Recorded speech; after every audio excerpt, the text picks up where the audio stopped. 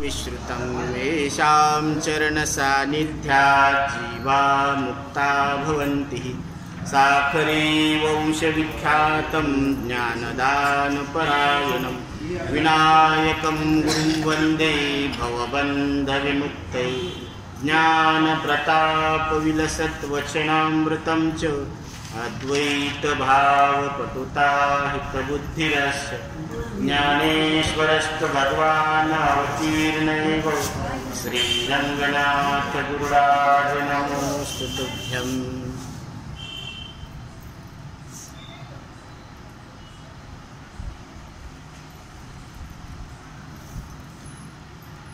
आज अमल की एकादशी निमित्त श्री दक्षिण मुखी हनुमान मंदिर क्रांती चौक सेलू या ठिकाणी प्रवचन रूपी सेवा करण्याचा योग आलेला आहे। तैसी गीता हे जाणितलिया काय विस्मयो मोह जावया परी आत्मज्ञाने आपण पया मिळजेथ। मौली मनुष्य देहात आलेल्या प्रत्येक जीवाला उपदेश करतात। तैसी गीता हे जाणितलिया, गीता म्हणजे काय आहे? श्रीकृष्ण परमात्म्यानं भगवंतानं अर्जुनासाठी आणि अर्जुनाचं निमित्त करून तुमच्या आमच्यासाठी गायलेलं गीत म्हणजे श्रीमद भगवत गीता। जसं बाळाचं रडणं थांबण्यासाठी आई त्या बाळाला अंगाई गीत गाते, तसं जीवाचं रडणं थांबण्यासाठी भगवान श्रीकृष्ण परमात्मा रूपी आई ही तुमच्या आमच्यासाठी हे गीत गायला लागली। आणि ते गीत म्हणजे 500 श्लोकामध्ये संस्कृत भाषेमध्ये गायलेली गीता। आणि तीच गीता त्याच देवाचा अवतार महाविष्णूचा अवतार सखा माझा ज्ञानेश्वर, आणि तीच माऊली आपल्यासाठी 9000 ओव्यामधून गात आहे। आणि त्या गायनातून आपलं रडणं थांबलं पाहिजे। जीवाचं रडणं काय आहे? कोणाकोणाचं रडणं कसं कसं असतं? आता रडण्याचे प्रकार वेगवेगळे, आता ते इथं सांगण्याला वेळ नाही, परंतु प्रत्येकाचं रडणं कोणाचं लवकर थांबतं, कोणाचं उशिरा थांबतं, कोणाचं रडणं थांबतच नाही, ऐक ना। म्हणून हा जीव आणि याचं रडणं हे जन्मल्यापासून तर देहपात होईपर्यंत, बरं का, सकाळी उठल्यापासून झोपीपर्यंत, जन्मल्यापासून देहपात होईपर्यंत आणि सृष्टी उत्पन्न झाल्यापासून ते प्रलयापर्यंत याचं रडणं काही थांबच ना। रडते माझे बाळ ताने समजाविता राहीना। हा श्रीकृष्ण परमात्मा ते थांबता थांबणे याचं रडणं काय करावं? याचं रडणं थांबण्यासाठी मार्ग भरपूर आहे। यानं संसार करावा का भक्ती करावी? सांगा मी काय करू, भक्ती करू का पोट भरू, भक्ती करू का पोट भरू, सांगा मी काय करू? संसार म्हणतो तू ये इकडे, भक्ती म्हणती तू चाल पुढे, हे करू का ते करू, सांगा मी काय करू? सगळ्याच्या मनातला प्रश्न आहे, मी हे करू का ते करू?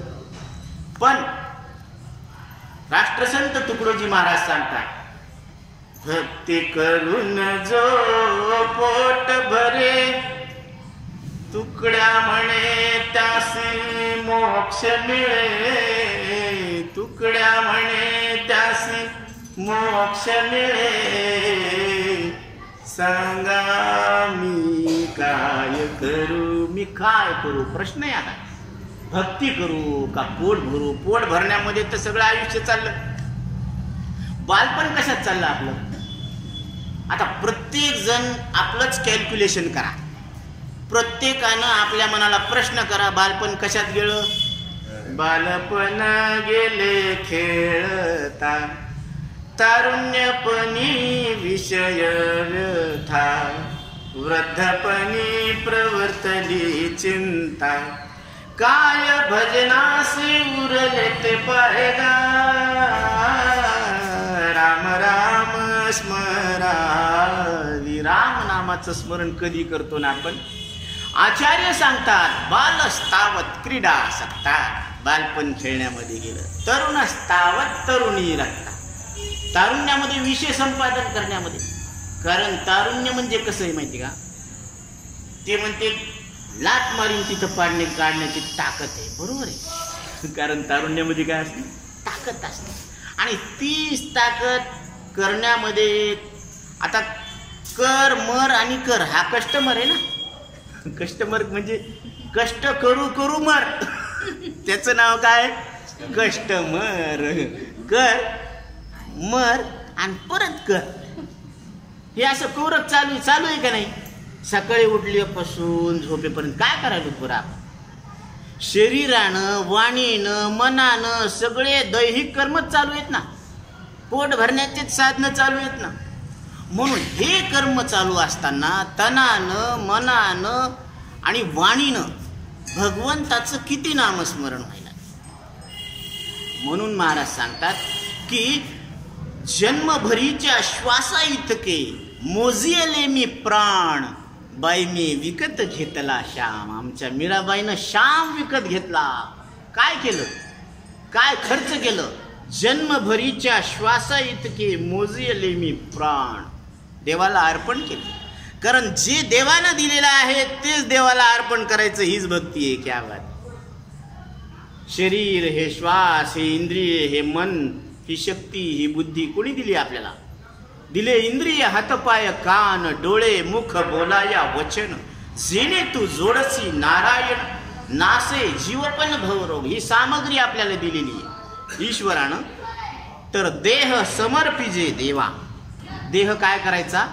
देवाला समर्पित करायचा. ही भक्ती आहे. जसं बॉर्डरवर सैनिकांनी सरेंडर केलं, आता त्यांच्यावर हक्क कोणाचा आहे? ज्याच्या समोर सरेंडर केलं त्यांचा आहे. कारण आता ते स्वतःच्या मनानं पाणी सुद्धा पिऊ शकत नाही, त्यांना मागावं लागेल, तुम्हाला आम्हाला तहान लागली पाणी द्या. तसं या जीवानं त्या देवाला सरेंडर करायला पाहिजे. देह समर्पिजे देवा, भार काहीच न घ्यावा. स्वतःवर भार काहीच घ्यायचं नाही. मी केलं मी केलं मी केलं म्हणून. हे कुणी केलं? हे भगवंताच्या कृपेनं झालं. कारण हे आपल्याला गीतेचं तत्वज्ञान लक्षात घ्यायचं. वेळ फार कमी, रात्र थोडी, सोंग जास्त आहे. कारण पाहता पाहता बालपण निघून गेलं. म्हणजे बालपणात जळाला. कुठं जळाला? खेळताना अंगण्यामध्ये जळाला. मग जिथं शरीर जाळलं जातं त्याला काय म्हणते? बोला, मसन वाटा.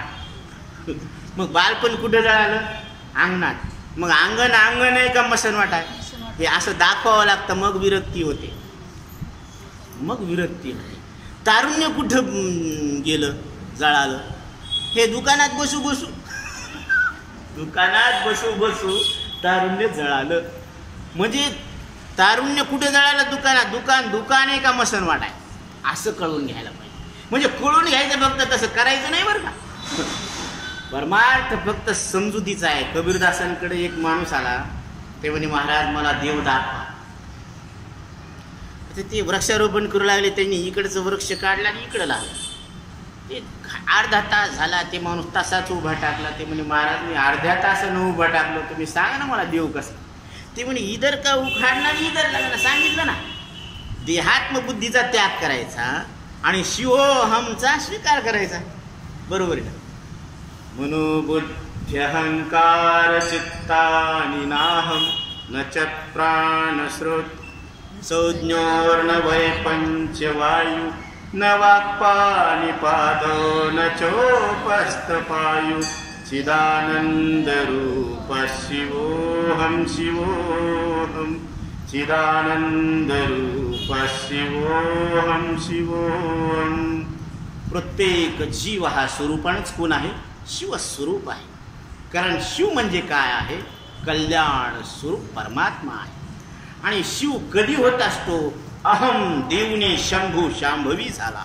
अहम जाळावा लागतो. अहंकार गेला तुका म्हणे देव झाला. अहंकार म्हणजे काय आहे? ह्या आकारवान देहाला मी समजलो. आता प्रत्येक जण बालपणात त्या देहाला आकाराला मी समजत होता, पण तारुण्यामध्ये आता तो आकार राहिला नाही, म्हणून त्या आकाराला मी म्हणणं राहिलं का? आता बालक म्हणणं आता राहिलं का बाबा तुमचं? नाही. जो आकार आला त्या संबंधानं दुसरं नाव आलं, त्याला म्हणतात तारुण्य. मग तारुण्य तुम्ही येत का?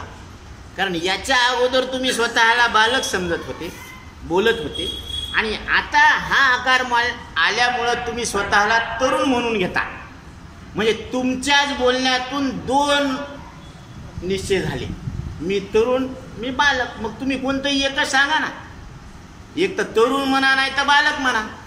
हे दोन दोन दोन बोलणे कशी येतं? दोन तोंडी बोलणं झालं का नाही हे? आणि दोन तोंडाचं कोण असतं? खरं सांगा, आपल्या आवडत्या वस्तूची शपथ घेऊन सांगा, दोन तोंडाचं कोण असते? हा. मग आपलंच बोलणं, आपल्याच बोलण्यानं खंडन होणं, याला शास्त्रामध्ये व्याघात दोष म्हणतात. म्हणून ऐसे बोलावे ते बोल, उरेल अनुभवाची ओल. तुमच्या समोर कुणी जरी सांगणारा वक्ता आला तर त्याचं बोलणं असावं, अशी मर्यादा घातलेली आहे शास्त्रामध्ये. ऐसे बोलावे ते बोल, असं त्याच्या वाणीतून बोल यायला पाहिजे की उरेल अनुभवाची ओल. ऐकणाऱ्याच्या अंतःकरणामध्ये त्याला मी कोण आहे याच्याबद्दलची ओल उतरली पाहिजे. तुम्ही कोण आहात? तर तुम्ही शरीर, श्वास, इंद्रिय, अंतःकरण, हा जो तांडा आहे ना, ह्या तांड्याहून वेगळे आहात. कारण हे इंद्रिय झोपेमध्ये लीन होतात. झोपेमध्ये हा डोळा असतो का? नसतो. पण या डोळ्या वाचून तुम्ही सूर्याचं दर्शन घेता स्वप्नामध्ये. म्हणजे या जागृतीतल्या डोळ्याचा आणि स्वप्नातल्या डोळ्याचा अर्थार्थी काही संबंध नाही. सुतळीचा तोडा सुद्धा तुम्ही स्वप्नात नेऊ शकता का? नाही ना. म्हणून राजा चक्रवर्ती निजेला सुमन सेजेवरी, तो स्वप्नी होऊनी भिकारी, जातेंदा घरी भीक मागे. एक कुटका यावया हाता, तो निचासी मनेरी राजा, तो धन्य तत्वता. आता हा कोण आहे? जागृतीमध्ये राजा, आणि स्वप्नामध्ये काय झाला? भिकारी झाला. आणि तो कोणाच्या दारात गेला? जात्यंदा घरी भीक मागे. एक कुटका यावया हाता, वाढग माय, बंड्याची माय, वाढग माय. आणि हा राजा. तसं आपण कोण आहोत? आपण आत्मराजू तव, माऊलीची भाषा पहा, आत्मराजू तव ज्ञान मात्रची भरी. व हा प्रत्येकाचा आयडेंटिफिकेशन आहे माऊलीनं दिलेला. जसं कॉलेजमध्ये गेल्यावर आपल्याला आय कार्ड देतात ना, भारत सरकारनं प्रत्येकाला आय कार्ड दिलेलं आहे ना, इलेक्शन कार्ड. तर हे फक्त काम चालू आहे, इथल्या पुरतंच आहे. पण माऊलीनं दिलेलं प्रत्येकाला आय कार्ड काय आहे? आत्मराजू. तुम्ही कोण आहात? राजे आहात. तुम्ही तिन्ही लोकांचे स्वामी आहात. आणि ह्या 3.5 हाताच्या देहात कसे काय अडकले राव? कसे काय अडकले? आत्मराजू तव ज्ञान मात्रची भरीव. तुमचा स्वभाव काय आहे? ज्ञान हा तुमचा स्वभाव आहे. हे तिखट असणं हा मिरचीचा स्वभाव आहे, बरोबर आहे ना? गोड असणं हा गुळाचा स्वभाव. मग गोडी ती कशातही मिसळा, ते स्वतःचा स्वभाव सोडत नाही. मिरची कशातही मिसळा, तो तिखटपणा हा आपला स्वभाव सोडत नाही. मग तुम्ही आपला स्वभाव कस काय सोडायला? आचार्य सांगतात, स्थूलो मांसमयो अशुची, आत्मा ज्ञानमया पुण्या, तयोर ऐक्यम प्रपश्यंती किंवा ज्ञानमतः परम. स्थूल देह मांसमय आहे. ह्याला थोडस खर्चटलं ना गुरुजी, काय निघतं? मांस. रुधिर म्हणजे रक्त निघत आहे ना. म्हणजे हा हाडामासाचा गठ्ठा आहे, आणि त्याला आपण म्हणणारे पीपट्ट्या आहे. शरीर कशाचा गठ्ठा आहे? हाडामासा. देह हाडामासाची मुळी तुकोबराय सांगतात, आणि त्याला मी म्हणून पोटाळी. त्याला आलिंगन दिलं, कवटाळलं, मिठी मारली, काय म्हणून? मी म्हणून. आणि याचा हिशोब सांगू का? फार बारीक आहे. तुकोबरांची नजर धारदार आहे. मी देह म्हणता ब्रह्महत्या कोटी. एकदा देहाला मी म्हणलं तर कोटी ब्रह्म हत्या केल्याचं पाप लागत. तर आपण किती वेळ देहाला मी म्हणतो राजे? म्हणून माऊली सांगतात, आत्मा राजू तव ज्ञान मात्रची भरीव, का सुखा भरले गगन गाळीव जैसे. अहो, आकाशाला गाळून घ्यावं? क्या बात आहे, आकाशाला गाळून घेता येईन, पण आत्मा भरला घनदाट हरी दिसे. तुम्ही कुठं नाही. हिरण्यकश्यपूने विचारलं प्रल्हादाला, प्रल्हाद कुठं आहे तुझा नारायण? त्यावेळेस भक्त प्रल्हाद सांगतात, कुठं नाही माझा नारायण. विठ्ठल जळी स्थळी भरला, रीता ठाव नाही उरला, आजिम्या दृष्टीने देखिला विठ्ठलची विठ्ठलची विठ्ठलची. हा विठ्ठल स्वरूप परमात्मा कसा आहे याचं जर आपण बारकाईनं जर निरीक्षण केलं ना, कशी लागेल रे वेड्या तुला उडी अभंगाची, कशी लागेल रे वेड्या तुला गोडी अभंगाची. आपल्याला अभंगाची गोडी कधी लागल? म्हणून आपण ज्या विठ्ठलाचं दर्शन घेतो त्या विठ्ठलाला जर आपण बारकाईनं निरीक्षण केलं तर 1-2 मिनिटामध्ये आपण वर्णन करू शकतो की श्री विठ्ठलाचा जो चेहरा आहे तो किंचितसा उभट आकाराचा दिसतो, परंतु देवाचा मुकुट आणि त्या मुकुटामुळे तो तसा भासत असतो. गाल गोल आहेत आणि फुगीर आहे. देवाच्या कानामध्ये मकर कुंडले असून ती खांद्यावर विस्तारल्यासारखी दिसतात, विसावा घेतल्यासारखी दिसतात. श्री विठ्ठलाच्या मस्तकावर हा जो मुकुट आहे तो पिंडीसारखा आहे. म्हणून एका बाजूनं वरील बाजूस शिवलिंग आहे. विठ्ठलाच्या मूर्तीवर शिवलिंग आहे, ते आपण पाहतो. महायोग पीठे तटे भीमरथाम वरम पुंडरीकाक्ष दातुम मुनिंद्रे समागत्य तिष्ठन्त आनंदकंदम परब्रह्मलिंगम भजे पांडुरंगम. त्या पांडुरंग परमात्मा विठ्ठल परमात्म्याला जर निहाळून पाहिलं तर एक एक पुन्हा आपल्याला लक्षात येतात. त्या कशा? असं म्हणून तिथे शिवलिंग आहे असंही संबोधलं जातं. देवाच्या मस्तकी म्हणजे एकदम वरील बाजूस शिवलिंग आहे. श्री विठुरायाच्या गळ्यामध्ये कौस्तुभ नावाचा मणी तो कोरलेला असा ठसा आहे, ती खूण आहे आणि तो छातीवर भारदस्तपणे दिसून येतो. श्री विठुरायाच्या दोन्ही दंडामध्ये बाहुभूषण म्हणजे कडे आहे. भृगु ऋषींनी केलेल्या प्रहाराचे म्हणजेच भृगु लांछनाची छातीवर खूण दिसून येते. आता एकदा तिन्ही देवामध्ये श्रेष्ठ कोण हे भृगु ऋषींना पाहायचं होतं. परीक्षा करण्यासाठी निघाले. ब्रह्मलोकात गेले तर तिथं सरस्वती माता ब्रह्मदेव एकमेकाला त्यांचं बोलणं चालू होतं. त्यांच्याकडे लक्ष नाही म्हणून त्यांनी श्राप दिला की तुमचं पृथ्वीवर कुठंच पूजन केल्या जाणार नाही. म्हणून ब्रह्मदेवाची कुणी पूजा करत नाही. कैलासात गेले. महादेव पार्वतीचं बोलणं चालू होतं. तिथंही त्यांनी पाहिलं, त्यांना श्राप दिला की तुमच्या फक्त शिवलिंगाचीच पूजा होणार आहे. इकडे आले वैकुंठामध्ये. महाविष्णू आणि लक्ष्मी यांचंही बोलणं चालू होतं. त्यांनी सुद्धा तसंच. मग त्यांनी श्रीहरी विष्णूच्या छातीवर लाथाचा प्रहार केला. तर भगवान श्रीहरी विष्णू त्यांच्या जवळ येऊन त्यांना क्षमा याचना केली आणि त्यांना प्रसन्न करून घेतलं. मग त्यांना लक्षात आलं की श्रीहरी विष्णूच काय आहे, सगळ्या देवतामध्ये श्रेष्ठ अशी देवता आहे. म्हणून ती जी लाट आणि त्याचा चिन्ह त्या तिथं स्पष्ट दिसून येत असते. देवाच्या दोन्ही मनगटात 2 कडी आहेत. श्री विठुरायाच्या कमरेला कट दोरा आहे. आपण त्याला कट दोरा म्हणतो. त्या शब्दाचा अपभ्रंश केलो. कट म्हणजे कंबर आणि त्याला बांधलेला दोरा, कट दोरा. आणि यालाच आपण 3 पदरी मेखला असं सुद्धा म्हणतो. आवाज बरोबर यायला का?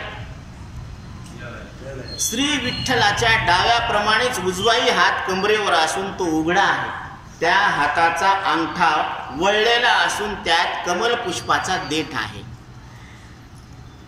पंढरीच्या विठुराया हा श्रीकृष्णाचा अवतार आहे. त्याची खून म्हणजे देवाच्या डाव्या हातामध्ये शंख आहे. महाभारतामध्ये युद्ध चालू व्हायच्या आधी तो शंखनाद व्हायचा आणि विराम मावळल्यावर, सूर्य मावळल्यावर विराम होत असताना सुद्धा शंखनाद व्हायचा, म्हणजे आता युद्ध विराम झालेला आहे. यानंतर देवाने वस्त्र नेसलेले असून त्याचा सोगा दोन्ही पायाच्या मधोमध म्हणजे घुंगुरवाळी काठीच्या वरील बाजूस मूर्तीवर दिसून येतो.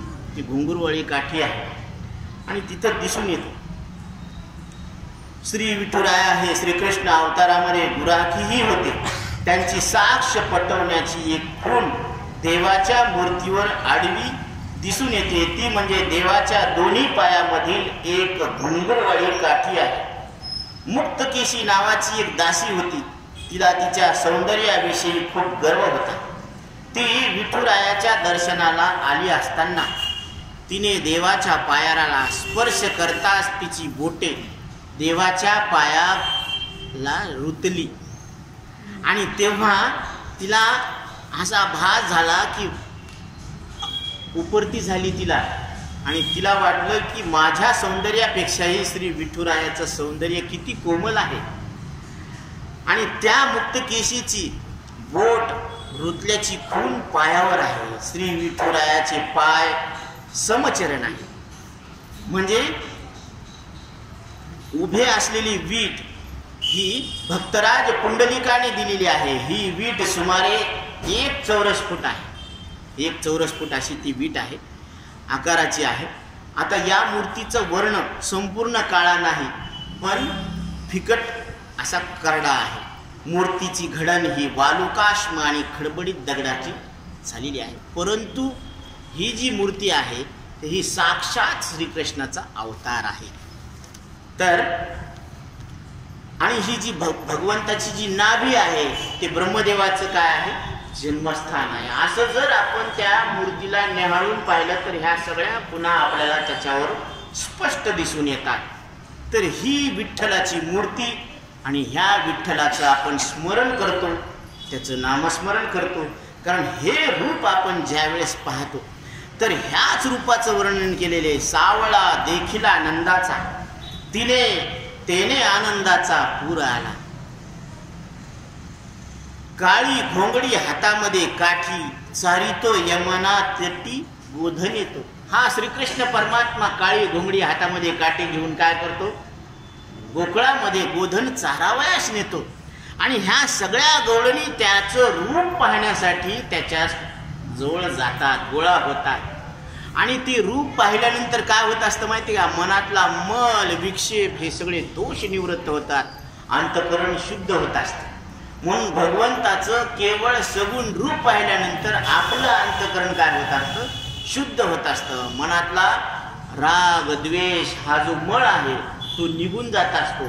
म्हणून सावळे रूप, ते सावळे परब्रह्म आवडे या जीवा. या जीवाला काय आवडतं, आता त्या सगुण परमात्म्याचं रूप आवडतं. म्हणून मने मन राणीवा घर केले, मनामध्ये त्या मूर्तीची आपण काय केलेले, घर केलेले, तीच आठवण येत असते. आणि ती आता त्या सगळ्या गवळणी भगवंताचं रूप पाहण्यासाठी जवळ येतात आणि त्याच्यासोबत खेळ खेळतात. कोणता, गोट्याचा खेळ. आणि त्यावेळेस आई काय म्हणते, तुम्ही लपून याची गोटी घे, लागता याच्या पाठी घे. त्याचीच गोटी लपवायची आणि त्याच्याच पाठीमाग लागायचं. ही एवढीच रीत खोटी घे तुम्ही गोकुळच्या नारी. ही एवढीच तुमची जी रीत आहे ना तेवढीच खोटी आहे. तुम्ही खेळता याच्यासोबत हे बरोबर आहे, पण तुम्ही याचीच गोटी चोरतात आणि याच्याच मागे लागतात, म्हणजे त्याच्यावरच खोटा आरोप लावतात. बरं, त्या खोटा आरोप लावण्यामागे एक कारण आहे, कारण ते रूप त्यांना आवड लागलेली आहे त्या गोपिकांना. म्हणून ही गोपिका त्या भगवंताच्या रूपाला पाहायला येते आणि त्याचंच आपण काय करत असतो, नामस्मरण करतो. तर या मूर्तीचं अजून एक वैशिष्ट्य आहे, वैद्यकीय दृष्ट्या जर आपण पाहिलं तर हाताचे पंजे वरील बाजूस कमरेच्या वरील बाजूला आहे, म्हणजे उजवा तळहात लिव्हरवर आहे इकडं, आणि डावा तळहात प्लीहावर आहे. ही जी रक्त शुद्धीकरण करणारी जी संस्था आहे ना, ती प्लीहा आहे, शरीरामधला एक भाग आहे. आणि शरीराचा चुंबकीय शास्त्राचा विचार केला तर उजवा तळहात म्हणजे दक्षिण ध्रुव आहे, हे दक्षिण ध्रुव आहे, आणि डावा तळहात म्हणजे उत्तर ध्रुव आहे. आणि जर पोटामध्ये गॅसेस होऊ लागले आणि ते छातीमध्ये जाऊ लागले तर प्रत्येकानं विठ्ठलाचे जसे दोन्ही हात कमरेवर आहेत तसे कमरेवर ठेवायचे. तर यानं काय होणार, त्यातूनच हार्ट अटॅक येण्याची शक्यता असते. गॅसेस जर छातीकडे आले तर त्याच्यातून काय होतं, हार्ट अटॅक येण्याची शक्यता आहे. आणि अशा वेळी विठ्ठलासारखे दोन्ही बरगड्याखाली हात ठेवल्यास गॅस लिव्हरकडे येतात आणि बाहेर पडतात, ते छातीमध्ये शिरत नाहीत. हे अभ्यासपूर्ण सांगितलेलं आहे बरं का, हे अभ्यास करून प्रयोगातून सिद्ध झालेले. वर्ड व्हायब्रेशन थिअरीच्या जर विचार केला तर ठ आणि ट आणि ठ हे डबल येतंय. हे जर अनुस्वार देऊन जर म्हटलं आपण तर काय होतं, हार्टचे संरक्षण होत असते. आणि विठ्ठल म्हणताना ठ डबल आहे, म्हणून छाती दुखू लागली किंवा प्रेशर आले की विठ्ठल विठ्ठल असं 5 ते 10 वेळेस म्हणायचं, तर त्याच्यातून रिलीफ मिळत असतो. कोणाला हार्ट अटॅक जर येत असेल तर ते येण्यापासून तो वाचू शकतो, एखाद्याचा जीव वाचू शकतो. म्हणून विठ्ठल नामाचा गजर केल्यावर, आता आपण आषाढी वारी कार्तिकी वारीला जातो ना, तर पावसाळ्यामध्ये काय होत असतं माहिती का, ही अग्नी जठराग्नी मंदावत असते, म्हणजे पचन होण्याला काय होत असतं, त्रास होत असतो. म्हणून गॅसेस होण्याची शक्यता जास्त असते, कोलेस्ट्रॉल वाढतो. म्हणून 45 दिवस जर विठ्ठल विठ्ठल नामाचा आपण उच्चार करत राहिलो तर कोलेस्ट्रॉल आणि हृदयाचे विकार हे गायब होतात. हे बिन पैशाचं आणि गुणकारी औषध आहे. म्हणून साधू संतांनी याचं वर्णन केलेलं आहे, ब्रह्मरस घे काढा तेने पिढा वारेल, पथ्य नाम विठोबाचे. पथ्य एकच सांगितलेले, तुम्ही विठ्ठलाचं नाव घ्या. याचे 5 फायदे सांगितलेले आहेत बरं का. थोडंसं लक्षपूर्वक सांगा, आपण कमीत कमी वेळेमध्ये घेण्याचा प्रयत्न. 5 फायदे कोणते आहेत? स्मरणशक्ती वाढते, मेमरी पॉवर पहिली. दुसरी, इच्छाशक्ती वाढते, म्हणजे व्हील पॉवर वाढते. आता एखाद्याला आळस येतो, काही करूच वाटत नाही, तर त्याची व्हील शक्ती जी इच्छाशक्ती ती वाढत असते. नंतर आत्मविश्वास वाढतो, म्हणजे कॉन्फिडन्स, ही पॉवर वाढत असते. आणि दुःख सहन करण्याची क्षमता, ज्याला काय म्हणतात बफर कॅपॅसिटी, ती वाढत असते.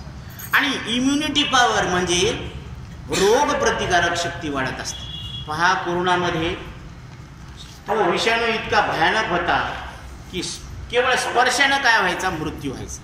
पण विठ्ठल विठ्ठल नामाचं स्मरण केलं की त्याला काहीच झालेलं नाही. हा प्रयोग हे सिद्ध आहे बरं, गप्पा नाही. म्हणून दुसरी गोष्ट, हे तर झाले समजा साधे साधे, पण फायनल जर पाहिलं आपण तर अंतकरण शुद्धी हे जबरदस्त प्रभावी साधन आहे नामस्मरणावर. कारण निर्मळ चित्ते झाले न वनिते, पाषाणा पाझर फुटती. दुसरी गोष्ट, देवरूप होत असतो. जीव काय होत असतो, देवरूप होत असतो. हे होत असतं बरं का.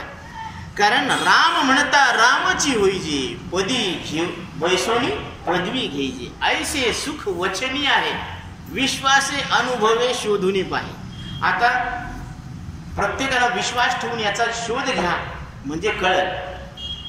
आता कर्मपाशामधून, कर्मपाश जे आहेत ना, याच्यातून मुक्ती मिळत असते. कर्मपाश तुटत असते. आवाज बरोबर येईल का? कसा येतो तर ह्याच्यामध्ये 3 पॉईंट सांगितलेले निळोबारायांनी. आता भलते ही युनी जन्म घेता, आता कोण्याही युनीमध्ये जन्म होऊ द्या.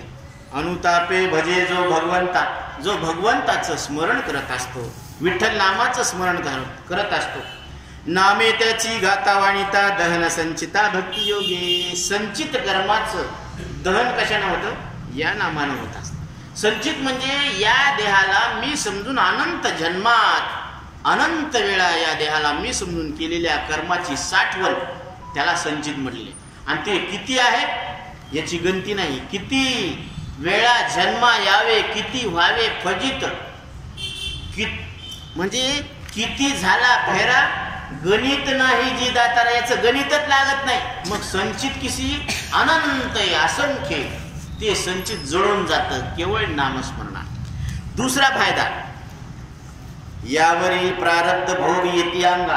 आता आपण जीवन जगत असताना सुख आणि दुःखाचे हेलकावे येतात ना, किती अनुकूल प्रतिकूल परिस्थिती येऊ द्या, कितीही दुःख होऊ द्या, ते भोगत असताना जर आपण भगवंताचं नामस्मरण करू लागलो तर भोगिता स्मरे जो पांडुरंगा, तो भोग घेत असताना जो विठ्ठलाचं स्मरण करतो, पांडुरंगाचं स्मरण करतो, निस्तरे प्रारब्ध तो वेगा, पावे अंतरंगा श्रीहरी, तो त्या दुःखाच्या प्रभावातून मुक्त होतो आणि अंतरंगामध्ये त्या श्रीहरीशी एकरूप होतो. हे होतं बरं का. यानंतर आता संचित जळालं, प्रारब्ध भोग भोगायला लागले. जे जे नित्याने आचरत, आता आपण नित्यानं जे आचरण करायला लागलो ते ब्रह्मार्पण जो करीत, ते सगळं कर्म ब्रह्मार्पण करायचं, श्रीकृष्णार्पण मस्तु असं जर करत गेलो तर अहंकृतीनं धरी फलकाम रहित, मी केलं हे काम असं न म्हणता हे भगवंताच्या हातानं झालं. म्हणजे करता राम आहे. करता कोण आहे? राम आहे. आणि फलाची अपेक्षा न ठेवता, म्हणजे फलाची अपेक्षा ठेवायची नाही. हे एवढे जर नियम पाळले तर काय होतं? क्रियमान जाळे तर निष्कामता, ही निष्कामताच ह्या क्रियमानाला जाळून टाकते. म्हणजे आता या देहाला मी समजून होणारे जे कर्म आहे ना, ते पुढं मांडता येत नाही. कोणाच्या नावानं मांडावं? कारण आता हे देहाला मी म्हणतच नाही, तर मग आता हे टिप्पण ठेवताच येत नाही. म्हणून तो चित्रगुप्त आता त्याच्यावर मांडत नाही. म्हणून ते खातं कसं झालं? मेरे मालिक की दुकान में सब लोगों का खाता. पण आता ते तुमचा खाता मोडून टाकला आता. कारण याची लागी निळामणे, म्हणून निळोबराय सांगतात कर्मपाश तुटतीने, याच्यातून कर्मबंधनातून याची काय होते? मुक्तता होते. विठोबाच्या नामस्मरणे यातायाती चुकती, विठ्ठलाच्या नामस्मरणानं यातायाती म्हणजे हे जन्म मृत्यूचं जे चक्र आहे ना, ते तुटत असतं. म्हणून हमने तो शीशा तोड दिया. आता शीशा तुटल्यावर आता कुठून पाहतो? एक दिल के तुकडे हजार हुए, कोई यहाँ गिरा कोई वहाँ गिरा. म्हणजे ह्या वासना जळाल्या, बीज भाजून केली नाही, आम्हा जन्म मरण नाही. आणि या पद्धतीनं विठ्ठल नाम, बरं हे विठ्ठल नाम माहित आहे, सोपं आहे, बरं घेताही येतं आणि याच्यामध्ये साक्षात फळ आहे. बरं याला पैसा लागत नाही. देवा कारणे हाव तस्मात, द्यावे न लगे फारसे वित्त, झाले एकचित्त तरी बहुत, एवढ्यासाठी नका करो वाता हाती गाय. एवढ्यासाठी तुम्ही जर घाई गर्दी करू नका बरं का. म्हणून तुम्ही काय करा, नाम घेता न लगे मोल. नाव घ्यायसाठी काही पैसे लागत नाही. नाम मंत्र नाही खोल. बरं हे खोल म्हणावं अवघडे म्हणावं तर तसं बी नाही. नाममंत्र विठ्ठल, 3च अक्षरी विठ्ठल. आणि विठ्ठल म्हणता हरले पाप, पापाचं हरण व्हायला लागलं, दुधारी तलवार. आणि पदरी आले पुण्य माप. पदरामध्ये काय आलं? पुण्याचं माप आलं. मग सोपं आहे का नाही? घेता येतं का नाही? बरं नाव आपण प्रत्येक जण घेतो बरं का लग्नामध्ये, हे आयण्यात घेत असतो बरं का. बरं हे असं नाही बाबा, तुम्ही देवाचं नाव आयण्यात नका का घेईना, नुसतं असं रडक्यात तोंडानं का होईना, पण विठ्ठल विठ्ठल म्हणा ना. विठ्ठलाचं नाव प्रत्येक जणानं नाव घेतलेलं आहे आयण्यामध्ये. आता सांगणार नाही बरं कसं कसं घेतलं, किती लांब लचक घेतलं, किती शॉर्टमध्ये घेतलं, आहे का नाही?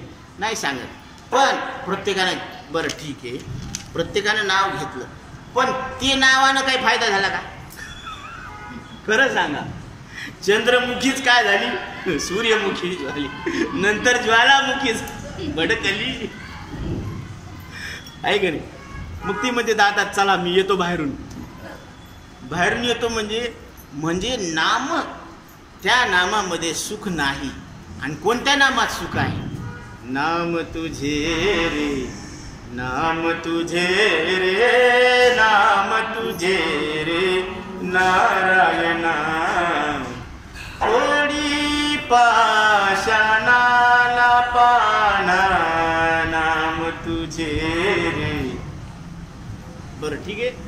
नाम जपले वाल्मिकाने, त्याला फुटले 2 पाने, त्याला फुटले 2 पाने, त्याला फुटले 2 पाने. नाम तुझे रे, नाम तुझे रे, नाम तुझे रे नारायणा. आजा मेळा पाप राशी, तोही नेला देवा वैकुंठासी, तोही नेला देवा वैकुंठासी, तोही नेला देवा वैकुंठासी. नाम तुझे रे, नाम तुझे रे, नाम तुझे रे नारायणा. आता अजामिळ किती पापी होता, पण शेवटच्या क्षणाला नारायण म्हणून हाक मारली तर देवदूतही आले आणि यमदूतही आले. क्या बात आहे. आता त्यांच्यामध्ये वाद निर्माण झाला. यमदूत म्हणते ही आसामी आमची, यानं जीवनात खूप पाप केलेले, आणि विष्णुदूत म्हणते की ही आसामी आमची आहे, कारण यानं शेवटच्या काळी का होईना नारायणाला हाक मारली. म्हणून ही कोणाची? आमची. हे म्हणे राव तुम्ही बरं ठीक आहे, तुम्ही म्हणता त्या पद्धतीने कबूल करू. यानं शेवटच्या क्षणाला नामस्मरण केलं, पण यानं श्रीहरी विष्णूला नाही बोलवलं. याच्या पोराचं नाव नारायण आहे, त्याला हाक मारली. तर तिथं सुद्धा विष्णुदूतांनी काय केला, युक्तिवाद लढवला की ह्या मलाचं नाव नारायण ठेवण्याच्या आधी हे कोणाचं नाव होतं? श्रीहरी विष्णूचं. म्हणजे याने डायरेक्ट कोणाला हाक मारली? श्रीहरी विष्णूला. यम यम वापी स्मरण भावम त्यजते कलेवरम. जो शरीर सोडता क्षणीच माझं नाव घेईल त्याला मी मोक्ष प्रदान करील. हे भगवंताचं ब्रीद आहे, वचन आहे. म्हणून बरं आपल्याला गॅरंटी आहे का शरीर सुटताना नाव येईलच म्हणून? काही गॅरंटी नाही. कारण हे दिवसभर काम करते, आलोवीस का देतीस, आलोवीस का देतीस, हे झोपीतच बरळते. मग देवाचं नाव येतं का? म्हणून पडिले वळण इंद्रिया सकळ भाव तो निराळा नाही तुझा. म्हणून आतापासून इंद्रियाला वळण लावा. काय म्हणून? विठ्ठल विठ्ठल विठ्ठल. ह्या वाणीला वळण लागलं पाहिजे, म्हणजे ती वाणी वळत असते. म्हणून प्रत्येकानं काय करायचं, 5 मिनिटं सकाळी उठल्यावर 4 ते 7 ब्रह्ममुहूर्त असतो. कधीही तुम्हाला जशी सवड भेटून तशी सुचिरभूत व्हायचं. 5 मिनिटं पद्मासनामध्ये घालायचं. ज्ञानमुद्रा ही अशी पाठीचा काना 90 डिग्रीमध्ये सरळ ताठ ठेवायचा आणि श्वासावर लक्ष केंद्रित करत 5 मिनिटं मुखानं विठ्ठल विठ्ठल विठ्ठल असा ध्वनी करायचा. असा ध्वनी केल्यानंतर शरीरातले बरेचसे रोग निघून जातात, मानसिक रोग सुद्धा निघून जातात.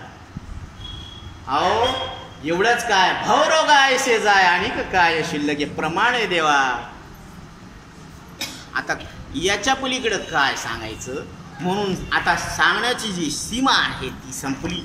म्हणून इथं महाराज सांगतात, न कळे ते कळ येईल उगले, नामे या विठ्ठले एकाचे.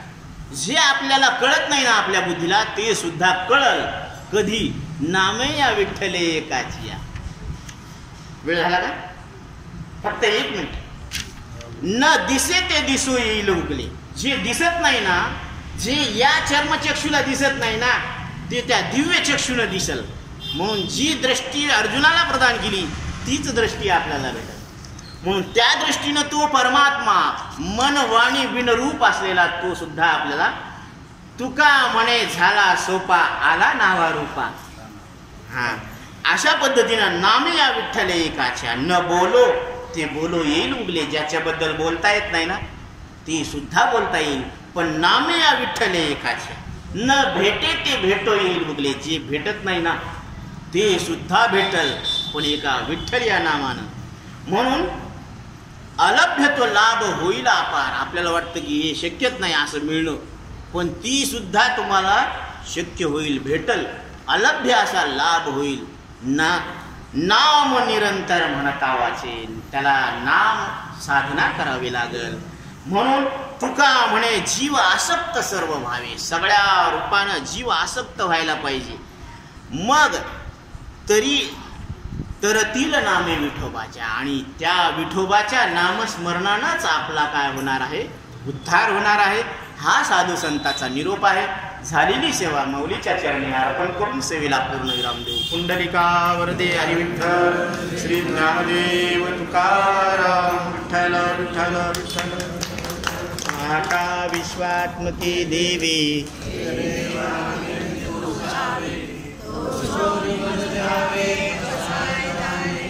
जे खळांची व्यंकटी सांडो, तया सत्कर्मी रती वाढो. भूता परस्परे पडो, मैत्र जीवांचे दुरितांचे तिमिर जाओ. विश्वसर्व सूर्य पाहो, जो देवांचे तो ते आहो. प्राणी राख वारचत सगळ मंगळी, ईश्वर निष्ठांची मांदियाळी. अनवर्त भूमंडळी भेटवतया भूता. चला कल्पतरूंचे आरंभ